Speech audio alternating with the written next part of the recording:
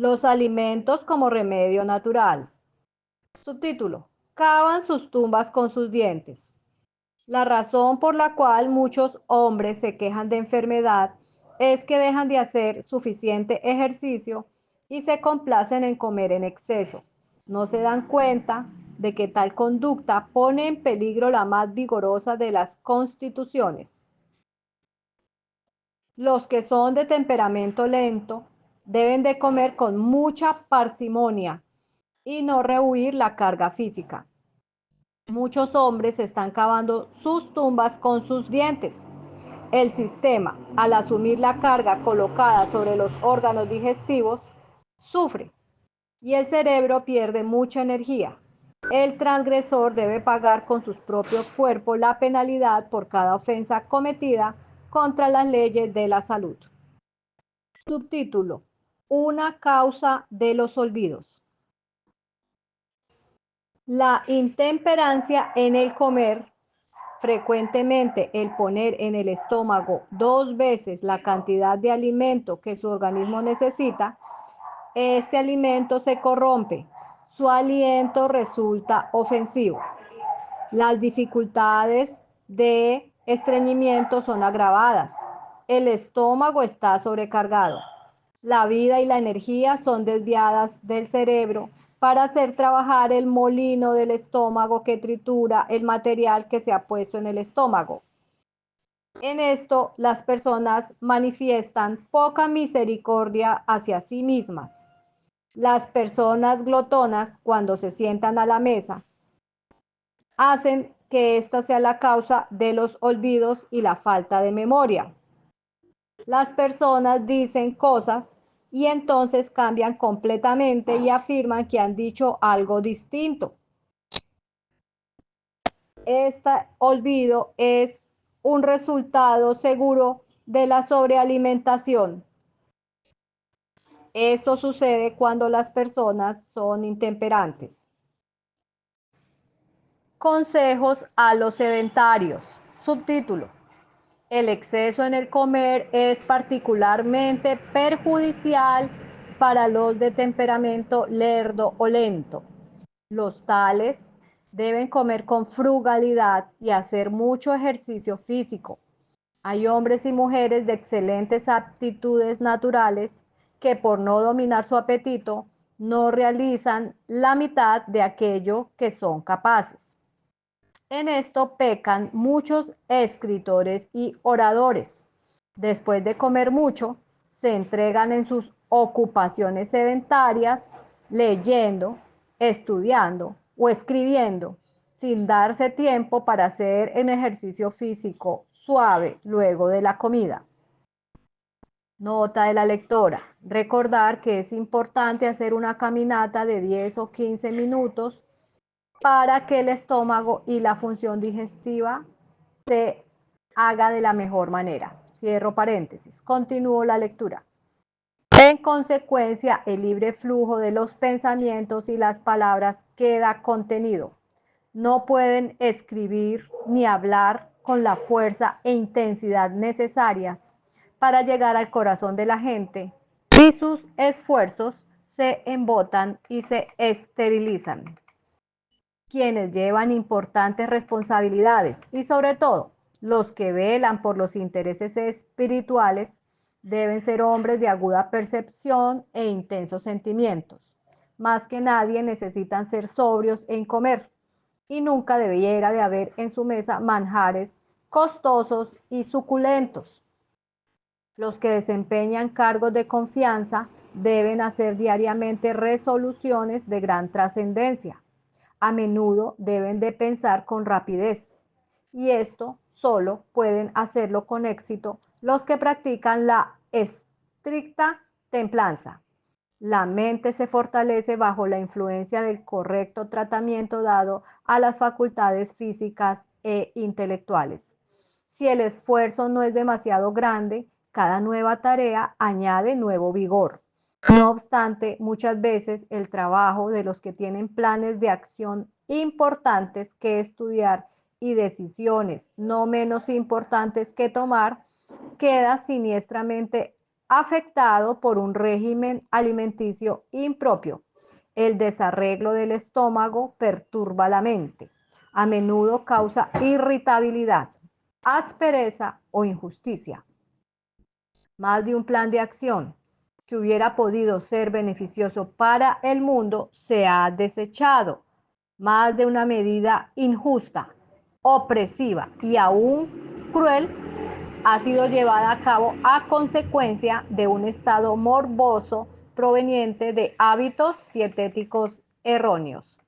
Los de ocupación sedentaria, principalmente mental, que tengan suficiente valor moral y dominio propio, podrán probar el satisfacer con 2 o 3 platos y no comer más de lo estrictamente necesario para saciar el hambre. Hagan ejercicio activo cada día y verán cómo se benefician. Los hombres robustos, empeñados en trabajo físico o activo, no tienen tanto motivo de fijarse en la cantidad y la calidad de los alimentos como las personas de hábitos sedentarios, pero aún ellos gozarán de mejor salud si ejercen dominio propio en el comer y en el beber. Hay quienes quisieran que se les fijara una regla exacta para su alimentación. Comen en exceso y les pesa después. Y cavilan sobre lo que comen y beben. Esto no debiera de ser así. Nadie puede sentar reglas estrictas para los demás. Cada cual debe dominarse a sí mismo y, fundado en la razón, obrar por principios sanos. Subtítulo: la indigestión y las reuniones importantes de trabajos de junta. Sentados ante mesas abundantes, cargadas, ciertos hombres comen a menudo mucho de lo que puede digerir fácilmente. El estómago recargado no puede hacer debidamente su trabajo. El resultado es una sensación desagradable de embotamiento del cerebro y el espíritu no actúa prestamente. Las combinaciones impropias de alimentos crean disturbios. Se inicia la fermentación y la sangre queda contaminada, corrompida y el cerebro se confunde. El hábito de comer en exceso o de comer demasiadas clases de alimentos en una comida causa con frecuencia dispepsia. Se ocasiona así un grave daño a los delicados órganos digestivos. El estómago protesta en vano y suplica al cerebro que razone de causa a efecto. La excesiva cantidad de alimentos ingeridos o la combinación impropia hacen su obra perjudicial. En vano dan su advertencia, las prevenciones desagradables. El sufrimiento es la consecuencia. La enfermedad reemplaza la salud. ¿Qué tiene que ver esto con las reuniones de junta? Muchísimo. Los efectos de comer en forma errónea penetran en las reuniones de los concilios y las juntas. El cerebro queda afectado por la condición del estómago. Un estómago desordenado produce un estado mental desordenado e incierto. Un estómago enfermo produce una condición enfermiza del cerebro y con frecuencia lo induce a uno a sostener con terquedad opiniones erróneas. La supuesta sabiduría de una persona tal es la insensatez para Dios. En muchas reuniones de junta que requerían un estudio cuidadoso recibieron poca consideración y se tomaron apresuradamente decisiones de la mayor importancia. Con frecuencia deberían haber habido unanimidad en la afirmativa.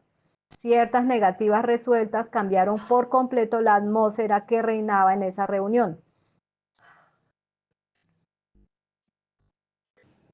Las personas deben de saber que la intemperancia descalifica e incapacita para ver claramente la diferencia entre lo bueno y lo malo. Y por esta intemperancia se revela el desprecio hacia las advertencias que Dios ha dado. La palabra que se nos dice es: ¿quién hay de vosotros que tema a Jehová su Dios y oye la voz de sus siervos? El que anda en tinieblas y carece de luz, confíe en el nombre de Jehová y apóyese en su Dios. Isaías 50:10. No nos acercamos al Señor para que nos salve de toda intemperancia en el comer y el beber, de toda pasión profana y concupiscente, de toda perversidad. No nos humillaremos delante de Dios y desecharemos todo lo que corrompe la carne y el espíritu, para que en su temor podamos perfeccionar la santidad del carácter. La imprudencia en el comer. Muchos participan de hábitos de comer erróneos. Participan de una gran cantidad de alimentos y de una gran variedad de alimentos y de una gran variedad de una misma comida. Algunos son reformadores solo de nombre, no tienen reglas para seguir su menú, sino que se complacen en comer frutas o nueces entre comidas, y así imponen cargas demasiado pesadas a sus órganos digestivos. Algunos toman 3 comidas por día, cuando 2 contribuirían más a la salud física y espiritual. Si las leyes que Dios ha establecido para que gobiernen el sistema físico resultan violadas, la penalidad sigue con toda servidumbre. Debido a la imprudencia en el comer, los sentidos de algunos parecen estar semiparalizados. Ellos son lentos y tienen sueño. Tienen un rostro pálido que sufre como consecuencia de una complacencia egoísta de su apetito. No son ninguna recomendación para la reforma pro salud. Cuando están sufriendo por exceso de trabajo, sería mucho mejor que prescindieran ocasionalmente de alguna comida y así dieran a la naturaleza la oportunidad de resarcirse. Los obreros podrían hacer progresar la reforma pro salud más por su ejemplo que predicándola. Cuando amigos bien intencionados realizan preparativos culinarios complicados para ellos, resultan poderosamente tentados a descuidar los principios. Pero al rehusar los platos exquisitos, los condimentos concentrados, el té y el café pueden manifestarse como reformadores prácticos. Algunos están sufriendo ahora como consecuencia de violar las leyes de la vida y así imponen un estigma sobre la causa de la reforma pro salud. La complacencia excesiva en el comer, en el beber, en el dormir, en el mirar es un pecado. La acción armoniosa y saludable de todas las facultades del cuerpo, de la mente, resulta en la felicidad. Cuanto más elevada y refinada sean las facultades, tanto más pura resultará la felicidad. Subtítulo: La falta del dominio propio es el primer pecado. Adán y Eva en el Edén eran de noble estatura y perfectos en simetría y belleza. Eran sin pecado y tenían perfecta salud. Qué contraste con la raza humana actual. La belleza ha desaparecido. La perfecta salud es desconocida. Doquiera que miremos vemos enfermedad, deformidad e imbecilidad. Las causas de esta sorprendente degeneración se señalan al Edén. La hermosa Eva fue seducida por la serpiente a comer de la fruta del único árbol del cual Dios le había prohibido comer o aún tocar para no morir. Eva tenía todo lo que podía hacerla feliz. Estaba rodeada de frutas de toda variedad. Sin embargo, el fruto del árbol prohibido apareció más deseable a sus ojos que el fruto de todos los otros árboles del huerto, de los cuales podían comer libremente. Fue intemperante en sus deseos, comió, y por su influencia su esposo también comió, y una maldición descansó sobre ambos. La tierra fue maldecida a causa del pecado de ellos, y desde la caída ha existido la intemperancia en casi todas sus formas. El apetito ha dominado la razón. La familia humana ha seguido una conducta de desobediencia y como Eva ha sido engañada por Satanás para descuidar las prohibiciones que Dios ha establecido, haciéndose la ilusión de que las consecuencias no serían tan terribles como se había creído. La familia humana ha violado las leyes de la salud y ha ido a los excesos en casi todo. La enfermedad ha estado aumentando firmemente y la causa ha seguido el efecto. Subtítulo: Los días de Noé y los nuestros. Jesús, Sentado en el monte de los olivos, dio instrucciones a sus discípulos concernientes a las señales que precederían a su venida. Mas como en los días de Noé, así será la venida del Hijo del Hombre. Porque como en los días antes del diluvio estaban comiendo y bebiendo, casándose y dándose en casamiento, hasta el día en que Noé entró en el arca y no entendieron hasta que vino el diluvio y se los llevó a todos. Así será también la venida del Hijo del Hombre. Mateo 24, 37 al 39. Los mismos pecados que trajeron los juicios sobre el mundo de los días de Noé existen en nuestros tiempos. Los hombres y las mujeres llevan hoy su comer y beber tan lejos que degeneran en glotonería y embriaguez. Este pecado prevaleciente, la complacencia de un apetito pervertido, inflamó las pasiones de los hombres en los días de Noé y produjo una corrupción generalizada.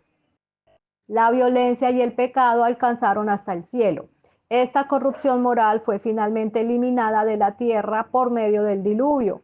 Los mismos pecados de glotonería y embriaguez entenebrecieron las sensibilidades morales de los habitantes de Sodoma, de manera que el crimen parecía ser la delicia de los hombres y mujeres de aquella ciudad malvada. Jesús amonestó así al mundo. Asimismo, como sucedía en los días de Lot, comían, bebían, compraban, vendían, plantaban, edificaban. Mas el día en que Lot salió de Sodoma, llovió del cielo fuego y azufre, y los destruyó a todos. Así será el día en que el Hijo del Hombre se manifieste. Lucas 17, 28 al 30. Cristo nos ha dejado aquí una importante lección. El que quiere presentarnos el peligro, Él quiere presentarnos el peligro en que estamos de hacer de nuestro comer y beber lo principal. Él presenta el resultado de una complacencia no restringida del apetito. Las facultades morales se debilitan de manera que el pecado ya no parece pecaminoso. El crimen es considerado con liviandad y la pasión controla la mente hasta que los buenos principios e impulsos son desarraigados y Dios es blasfemado. Todo es el resultado de comer y beber en exceso. Esta es la misma condición que Cristo declara que existía en ocasión de su segunda venida. El Salvador nos presenta algo más elevado por lo cual luchar que meramente lo que hemos de comer y beber y lo que necesitamos para cubrirnos. El comer, el beber y el vestirse son llevados a tales excesos que se convierten en crímenes. Se encuentran entre las señales destacadas de los últimos días y constituyen una señal de la próxima venida de Cristo.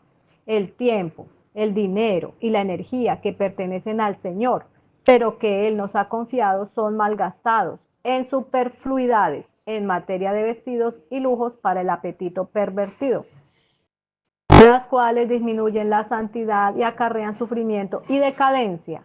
Es imposible presentar nuestros cuerpos como sacrificio vivo a Dios cuando continuamente llenamos de corrupción y enfermedad debido a nuestras complacencias pecaminosas. Una de las más fuertes tentaciones al que el hombre tiene que hacer frente es la del apetito. En el comienzo el Señor hizo al hombre recto. Fue creado con una mente del todo equilibrada y el tamaño y la fuerza de todos sus órganos estaban en plena y armoniosamente desarrollados.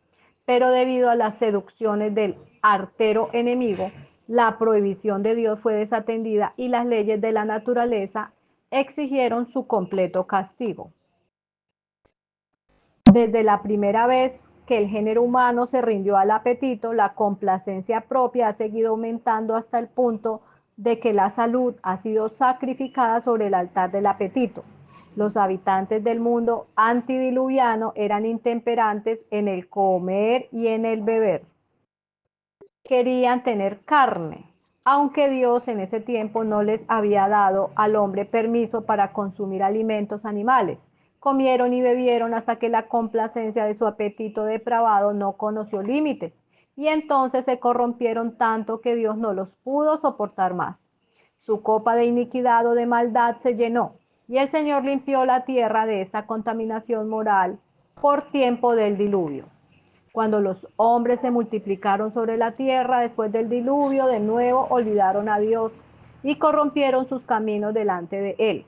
La intemperancia en toda forma aumentó, hasta que casi todo el mundo se había entregado a ella.